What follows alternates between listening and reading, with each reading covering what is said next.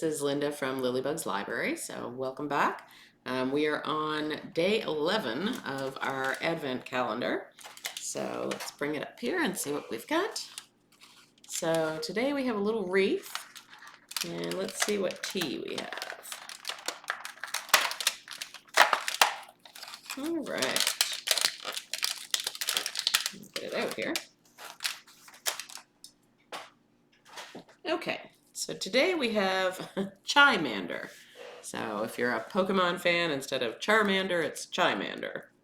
And it has in it, sorry, I'm trying to get this sticker to open up here. It has black teas, okay, more than one apparently, apple, cinnamon, ginger, blackberry leaves, and safflower. Sounds interesting. All right, so let me open this up and we will put it in our teacup. All right, so here's our little tea bowl. Smells good. I could smell probably the cinnamon and ginger. And I do like chai tea, so we'll see how this goes.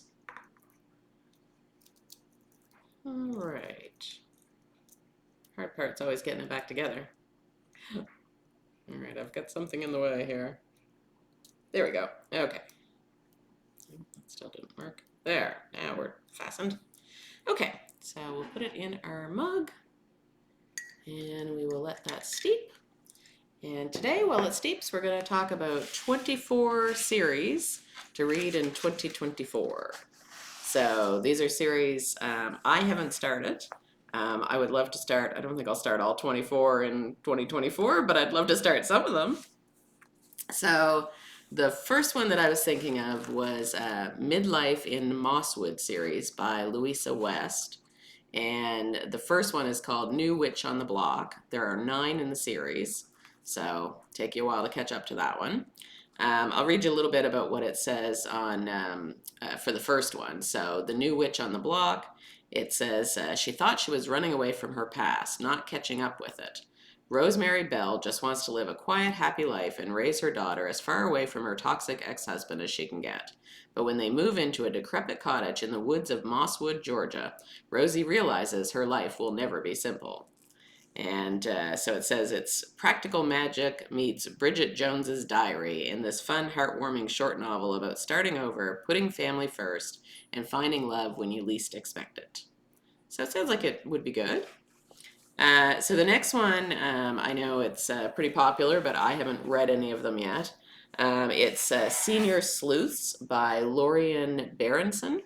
And the first one is Peg and Rose Solve a Murder. Now that one you could catch up with pretty quick. There's only 3 so far in total, so it wouldn't take long to be caught up with that. It says, the first one says, Rose Donovan looks for good in everyone. With her sister-in-law, Peg, that sometimes requires a lot of searching. Even a 60-something former nun like Rose has her limits, and gruff Peg Turnbull sure knows how to push them. But after 40 years of bickering, they're attempting to start over, partnering up to join the local bridge club. And so then it goes on about one of the players being killed in his home, and as the newest members, they come under scrutiny for having done something. So they're going to have to figure their way out of that. I think that would potentially be good. I'd have to, I think, read some and see what I think. Maybe read like the first chapter or something before I decide, because I don't know if I'd like the characters bickering all the time. I think that might get annoying. I know it gets annoying in real life when people are like that. So I don't know. We'd see. The next one is a romance. They're called the Bergman Brothers by Chloe Liese. And the first one is called Only When It's Us. And there's 7 in the series. So again, that one would take a little bit of time to work to catch up. And it says, prepare for an emotional roller coaster brimming with laughter, tears, and slow burn sexiness in this new adult novel that tackles the vulnerability of love with humor and heart. Could be good. And so it talks about Ryder and Willa in that first book. Now I do see that just kind of looking down, the little bit they tell you about it, there's already decent amount of language. So if that's something that bothers you, maybe stay away from that one. So the little part that tells you, kind of what sort of novel it is, it says Only When It's Us is a frenemies to lovers college sport romance about a women's soccer star and her surly lumberjack look-alike classmate, complete with a matchmaking professor, juvenile pranks, and a smoking slow burn. This standalone is the first in a series of new novels about a Swedish-American family of 5 brothers, 2 sisters, and their wild adventures as they each find happily ever after. So, could be good. All right, and so that's 3. The 4th one was the Pebble Cove Teahouse, and that's by Eryn Scott. So the first one is called Steeped in Suspicion, and there are 8 in the series. And it says, Pebble Cove is not the sleepy coastal town Rosemary remembers from her childhood. Ghosts are everywhere, and only she can see them. When Rosemary Woodmere inherits her estranged grandmother's Victorian tea house, she didn't expect to also inherit a ghost named Asher from the 1920s. Things get weirder for Rosemary. Her grandmother was supposedly murdered. A body has washed up on the beach, and the police suspect her in the man's murder. She's trying to navigate her newfound ability to talk to ghosts, and she doesn't even know the first thing about tea. So Rosemary's experience as a librarian hasn't prepared her to solve a murder, but everyone around her is steeped in suspicion, and she has to find the truth before someone else ends up dead. So that sounds really good. I think so far that's the one I like the sound of the most. The next one is The Haunted Library Mysteries by Allison Brook. And the first is Death Overdue, and there are 7 in the series. And it says, Carrie Singleton is just about done with Clove Ridge, Connecticut, until she's offered a job as the head of programs and events at the spooky local library, complete with its own librarian ghost. Her first major event is a program presented by a retired homicide detective, Al Buckley, who claims he knows who murdered Laura Foster, a much-loved part-time library aide who was bludgeoned to death 15 years earlier. As he invites members of the audience to share stories about Laura, he suddenly keels over and dies. The medical examiner reveals that poison is what did him in, and Carrie feels responsible for having surged forward with the program despite pushback from her director.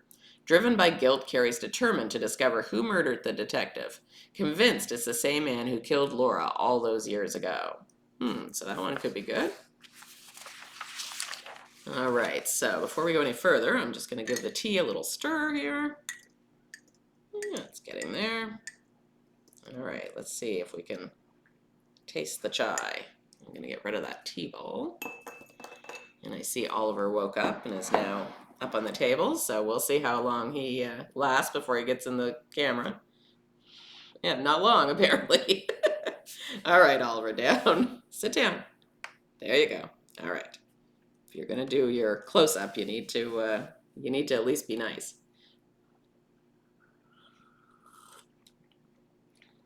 That's really good. Yeah, smells great. It's got that chai tea smell to it and tastes really good. Really warming and like a perfect kind of cozy Christmas tea, definitely.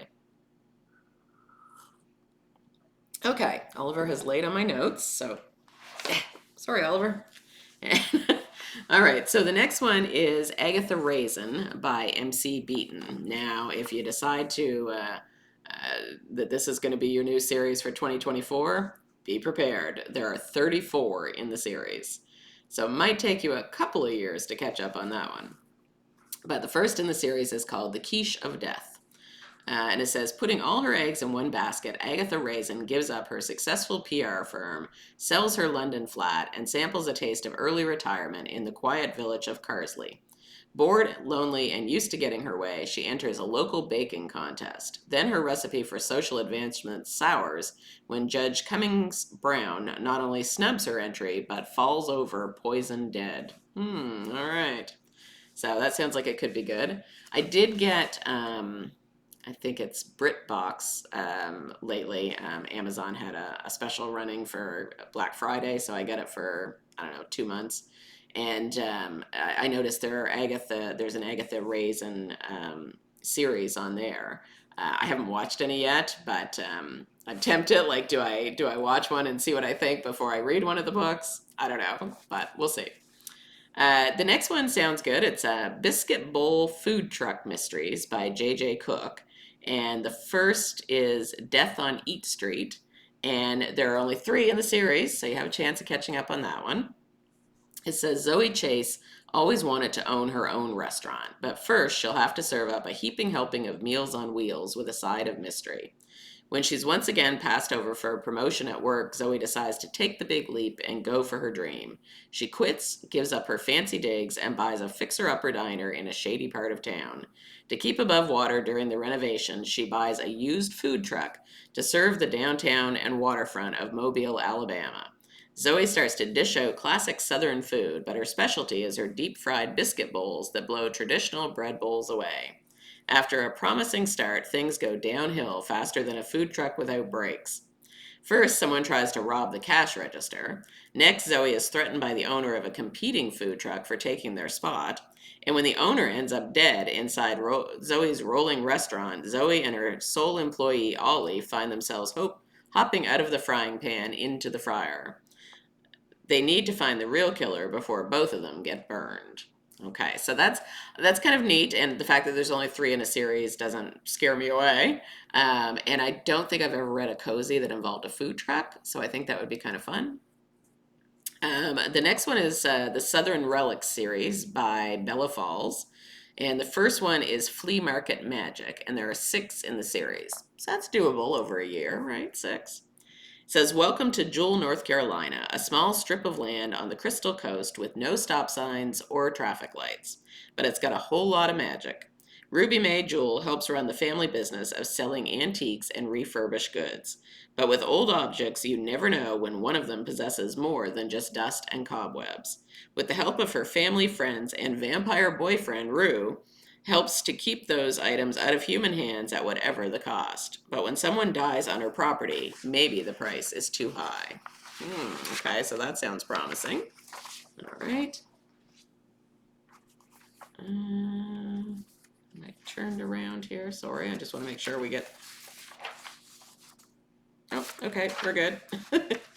All right, so the next one is, I think this one is a romance. It's called The Inn at Sunset Harbor series by Sophie Love. And the first is called For Now and Forever, and there are 8 in the series, so still a fairly large series. That is really good. Definitely a 5 out of 5 for that one. I really like it.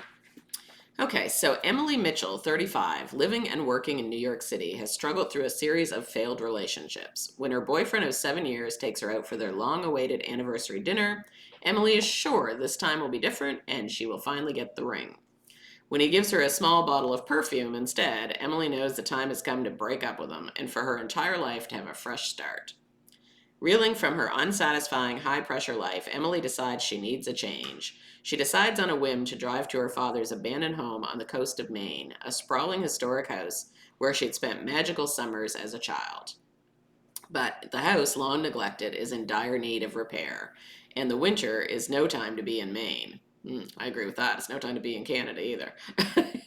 Emily hasn't been there in 20 years when a tragic accident changed her sister's life and shattered her family. Her parents divorced, her father disappeared, and Emily was never able to bring herself to step foot in that house again. Interesting. Now, for some reason, with her life reeling, Emily feels drawn to the only childhood place she's ever known. She plans on going just for the weekend to clear her head, but something about the house, its numerous secrets, its memories of her father, its oceanfront allure, its small-town setting, and most of all, its gorgeous, mysterious caretaker, doesn't want to let her leave. Can she find the answer she's been looking for here in the most unexpected place of all? So, I'm not totally sure if this is a mystery with romance or a romance with a little mystery. But either way, sounds good.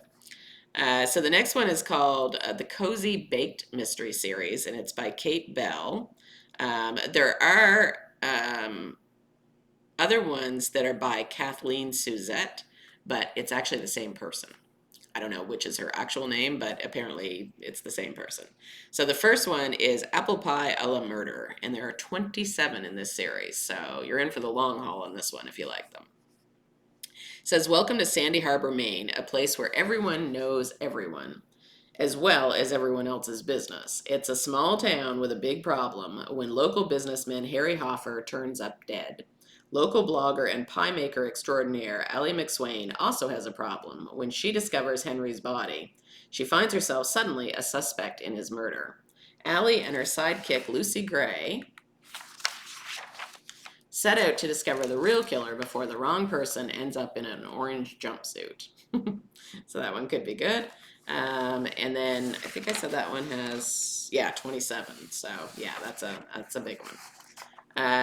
The next one is Cookies and Chance Mysteries by Catherine Burns.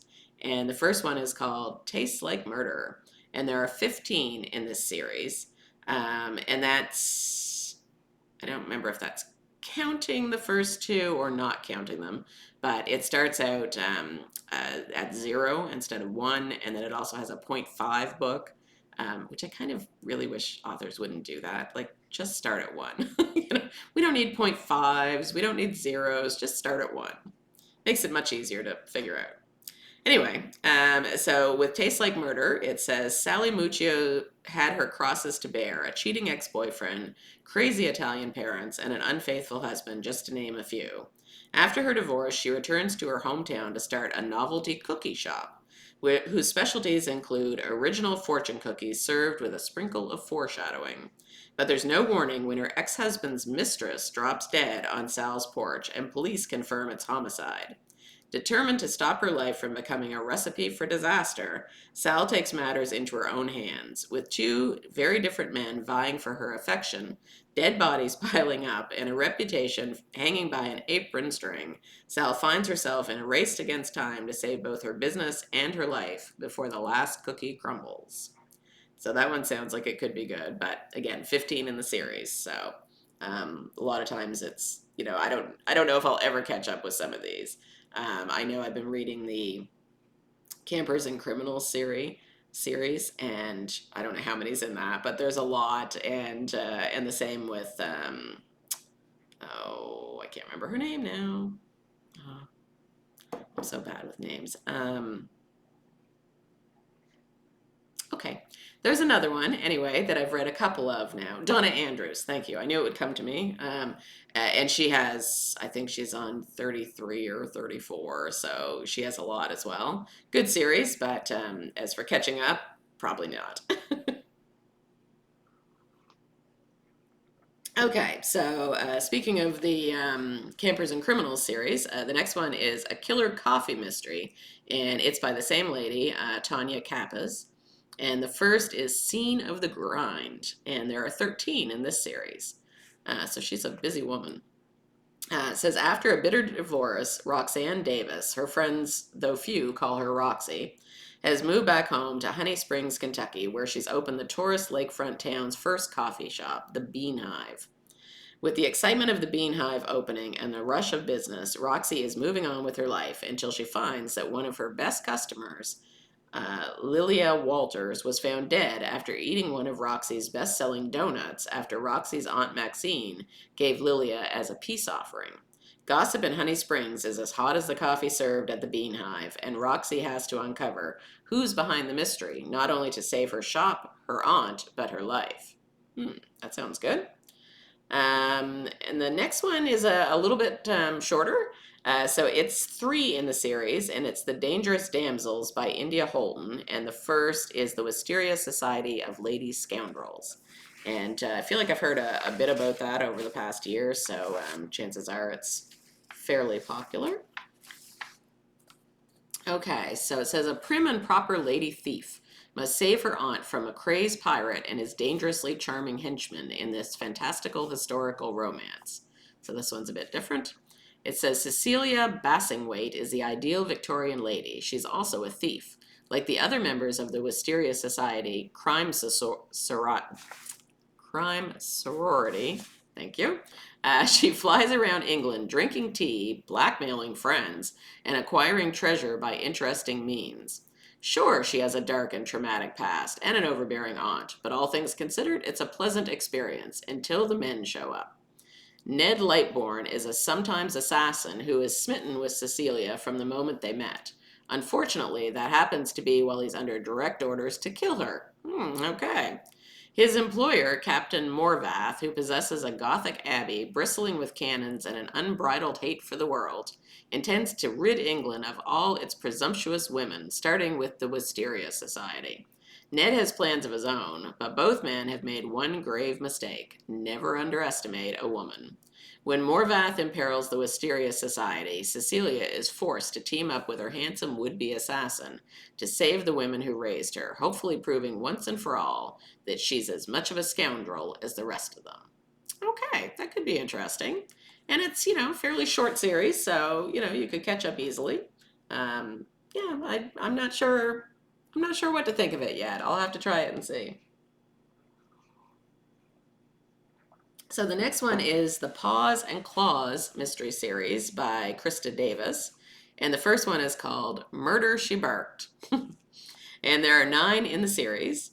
The first one says, Holly Miller's life has gone to the dogs. She has no job, her boyfriend's former flame is sniffing around, and a scruffy but lovable Jack Russell Terrier is scattering crumbs all over her borrowed car. Just when she thought things couldn't get worse, a troubling phone call about her grandmother sends her rushing home to the family inn on Wagtail Mountain. Wagtail Mountain, oh my. The staff and a frisky calico kitten named Twinkletoes adopts Holly and her new dog on arrival. But someone in this friendly town is bad to the bone. One of the employees at the inn has been killed in a hit-and-run accident, which is looking anything but accidental. Now Holly and her furry companions will have to nose out the murderer before someone else gets muzzled. All right, so I know there's 9 in the series, but I have to say that one sounds really good. You know me, I like anything with cats and dogs and all of those things, so that one might be fun. So the next one is, and if you're keeping track, this would be 15. The next one is the Gladdy Gold Mysteries by Rita Lakin. And the first is called Getting Old as Murder, and there are 9 in the series. So not too bad. That one's, again, 9 is maybe doable. So it says she's not Miss Marple. Her friends are no Charlie's Angels. Nevertheless, 75-year-old Gladdy Gold and her gang of eccentric Fort Lauderdale retirees are out about hunting down a killer, one who is silently stalking them. Selma Beller was the first to go, but Gladys and her neighbors never suspected murder until another of their friends died in an eerily similar way. Now a handsome young detective won't listen to them. High Binder won't stop telling them dirty jokes, and crazy old Greta Kronk is doing everything humanly possible to make herself into a suspect. Okay.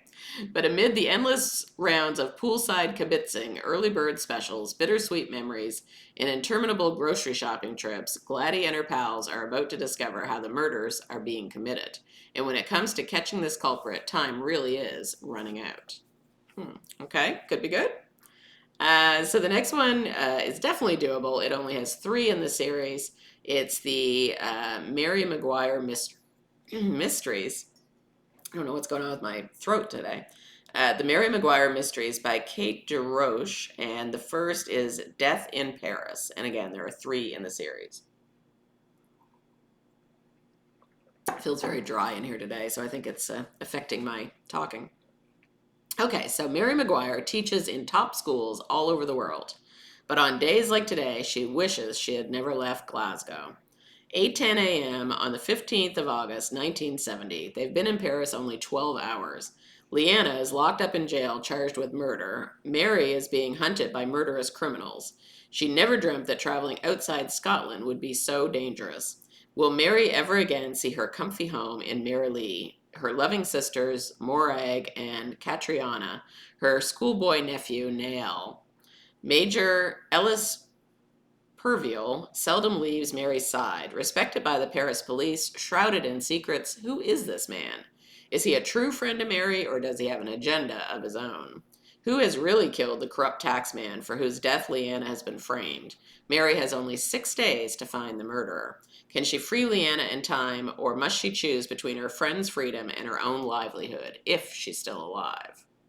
That one could be good. I don't often read things set in Paris or Scotland. Paris maybe a little bit, but it might be interesting to read. And then the next one is YA sci-fi fantasy series. There are 5 in the series, and of course, again, there's also a couple before number 1 that are like 0.5 or whatever. And I'd probably, if I started the series, I'd probably skip those. It's, hard to say. But it's called The Selection by Kira Cass, and I mean, look at that cover. I mean, it's beautiful, and I've looked at all the covers of the other ones too, and they're all gorgeous. So, I mean, that part's kind of nice. So with this one, The Selection, it says, for 35 girls, the selection is the chance of a lifetime, the opportunity to escape the life laid out for them at birth, to be swept up in a world of glittering gowns and priceless jewels, to live in a palace and compete for the heart of gorgeous Prince Maxon. But to American Singer, being selected is a nightmare. It means turning her back on her secret love with Aspen, who is a caste below her, leaving her home to enter a fierce competition for a crown she doesn't want, living in a palace that is constantly threatened by violent rebel attacks. Then America meets Prince Maxon. Gradually, she starts to question all the plans she made for herself and realizes that the life she'd always dreamed of may not compare to a future she never imagined. So it sounds like a interesting sort of romance, fantasy. I mean, I don't know. We'll see. And how many did I say was in that series? 5. Okay, so 5's not bad. So the next one is the Magical Cat Mysteries series by Sophia Kelly. So the first one is Curiosity Thrilled the Cat. So I'm interested to start that series. It's I believe got quite a few, 15 books. So yeah, 15's quite a bit, but I'd like to jump in and at least try a couple, see what I think. So it says, when librarian Kathleen Paulson moved to May Heights, Minnesota, she had no idea that 2 strays would nuzzle their way into her life. Owen is a tabby with a catnip addiction, and Hercules is a stocky tuxedo cat who shares Kathleen's fondness for Barry Manilow. That's cute. But beyond all the fur and purrs, there's something more to these felines. When murder interrupts Mayville's music festival, Kathleen finds herself the prime suspect. More stunning is her realization that Owen and Hercules are magical, and she's relying on their skills to help solve a perfect murder. Okay, I'm ready for that one. I mean, a cat who likes Barry Manilow and one with a catnip addiction. I mean, that sounds adorable. So yeah, that definitely is on my list for 2024. So the next one is Killer Confections by Julianne Lindsay. And Death by Chocolate is number 1. So it's the only book in this series so far. So easy to get in on the ground floor and read that one and be ready for the next one. So it says, Ruby Russell has reached her limit. When she discovers her hipster husband has a dirty little secret, she whips him up a Viagra-infused chocolate mousse punishment. Oh my. But in the morning, her husband's a stiff. Armed with a lifetime of crime show reruns and Arsenic and Old Lace on DVD, Ruby and her best friend Charlotte try to lay low until after Ruby's son's wedding, but a nosy therapist, meddling minister, and local news reporter are making it very difficult to get away with murder. Despite the growing chaos, bristling conflicts, and a mounting body count, these delightfully unstable girlfriends are determined to get away with murder come what may. Okay, I don't know if I'll actually like that one, but I mean, I really like Julianne Lindsay and the other books that I've read by her, but I don't know. We'll see. I'll try it. I mean, it is the first in a series, so who knows where it's going to go, right? The next one, and I feel like I should have started this series long ago because I've heard tons of things about the series and the author, and I just haven't quite got there yet.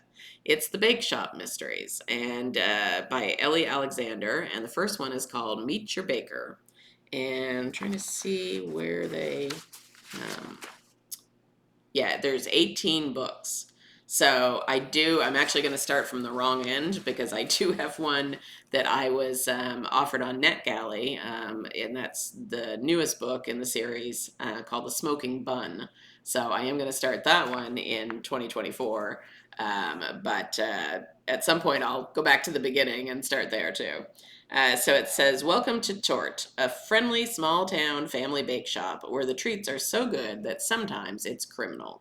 After graduating from culinary school, Juliet Capshaw returns to her quaint hometown of Ashland, Oregon, to heal a broken heart and help her mom at the family bakery. The Oregon Shakespeare Festival is bringing in lots of tourists looking for some crumpets to go with their heroic couplets. But when one of Tort's customers turns up dead, there's much ado about murder. The victim is Nancy Hudson, the festival's newest board member. A modern-day Lady Macbeth, Nancy has given more than a few actors and artists enough reasons to kill her. But still, the silver lining, Jules' high school sweetheart, Thomas, is the investigator on the case. His flirtations are as delicious as ever, and Jules can't help but want to have her cake and eat it too. But will she have her just desserts? Murder might be bad for business, but love is the sweetest treat of all. So that one sounds like it could be good. And again, I'm also going to read Smoking Bun, which I might read before I ever get to that first one, but we'll see how it goes. Okay, so we're on 21. Thanks for sticking with me so far. The next one is the Mrs. Claus's Mysteries. And the first is Mrs. Claus and the Santa Land Slayings by Liz Ireland. And there are, oh yes, this is another one of these. So there are 4.5 books, but 3.5 and 4.5 seem to be written by someone else. Carleen O'Connor. Now, is that still Liz Ireland? I don't know. Maybe, probably. But it says with the first one, Mrs. Claus and the Santa Land Slayings, it says, "Love is full of surprises, though few compare to realizing that you're married to the real-life Santa. April Claus dearly loves her new husband, Nick, but adjusting to life in the North Pole is not all sugar plums and candy canes, especially when a cantankerous elf named Giblet Hollyberry is killed, felled by a black widow spider in his stocking, shortly after publicly arguing with Nick. Christmastown is hardly a hotbed of crime, aside from mishaps caused by too much eggnog, but April disagrees with Constable Crinkle's verdict of accidental death. As April sets out to find the culprit, it'll mean putting the future of Christmas on the line and hoping her own name isn't on the lethal naughty list." Okay, that should be good.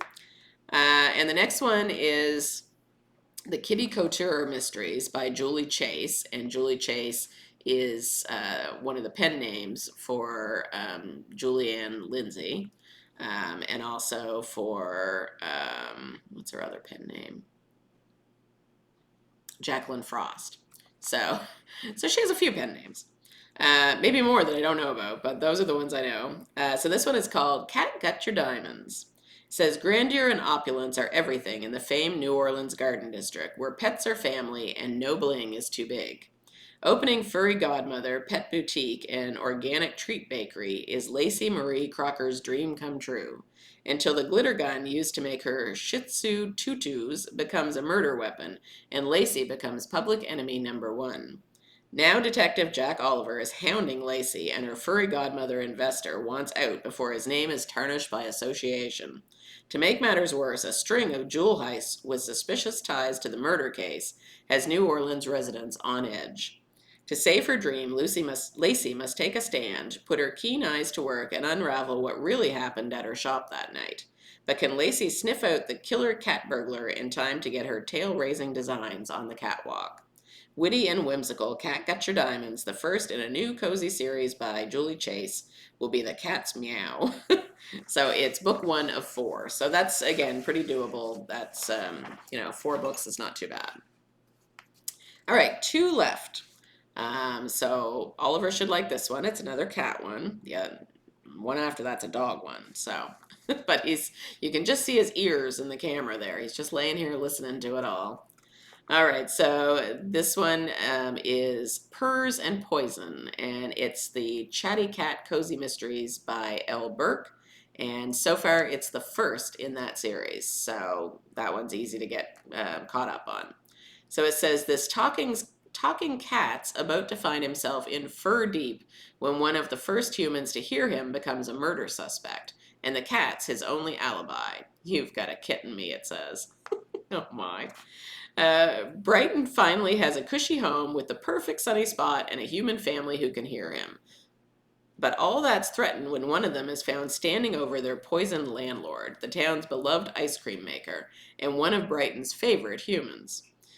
With Brighton being his human's only alibi, he must use his superior feline stealth and intellect to clear their name and avenge his friend's death. His only clue is a cryptic note declaring revenge. Brighton can't believe anyone would want revenge against a woman as sweet as the frozen treats that she was well loved for, until he discovers that she was scooping startling secrets alongside her ice cream.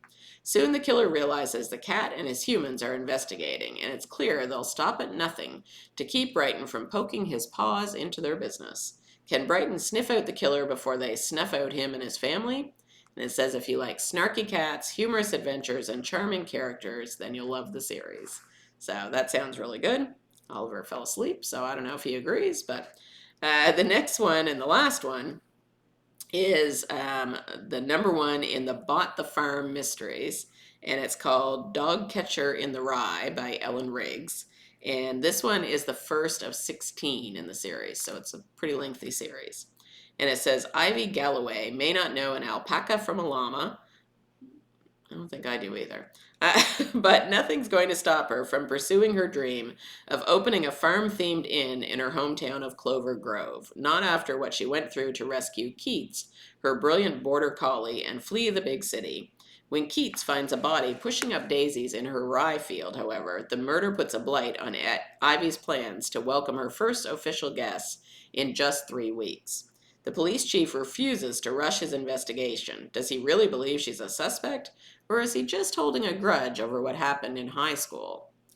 To clear her name, Ivy starts digging up clues. The former HR executive is no stranger to interviewing, and Keats is a dog who loves a job. As she juggles sleuthing with getting the inn ready to launch, she almost reaches the end of her tether. With her beloved farm's very future on the line, can she solve the case before the killer comes after her next?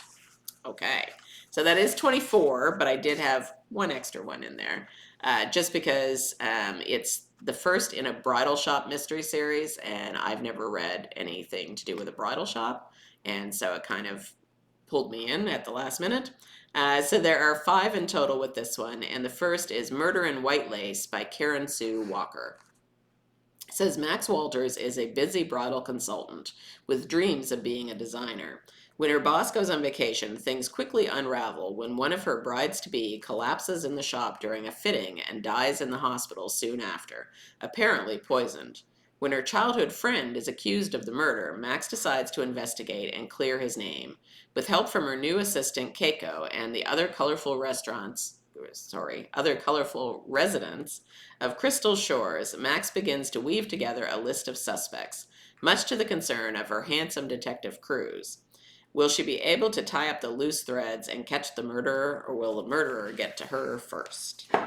So there are a lot of cozy mysteries and romances and fantasy books that you could start in 2024.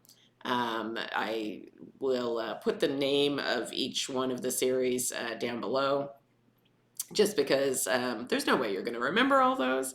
And if there's a couple there that you really think you're interested in reading, it's good to have them all kind of listed out. So, great time to, maybe see if any of those are on sale, especially if you're going for the first in a series and they're already at, maybe 15 or 30, then it's easy enough to, probably find the first 1 or 2 kind of on sale or maybe even free on Amazon to kind of get you started in the series. So anyway, good luck with that. I hope you heard something that you might be interested in reading this coming year. I know I did. I'm interested in a few of those. Like I said, don't know if I'll start all 24, but there's quite a few there that sounded like they'd be really good. So I hope you have a great day. I'm going to finish my Chimander tea, and we will talk to you tomorrow. All right, bye-bye, friends.